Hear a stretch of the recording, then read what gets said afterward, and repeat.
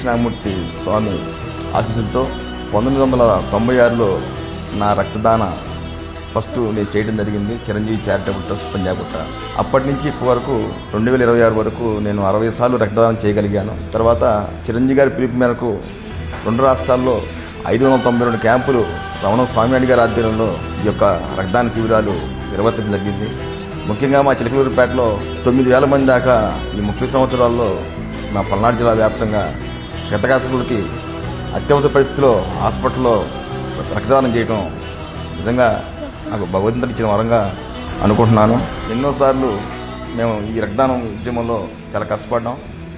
ఈ 60వ రక్తదానానికి మా అన్నయ్య మాకు స్ఫూర్తి, మా బైరాజులు చక్రవర్తనయ్య.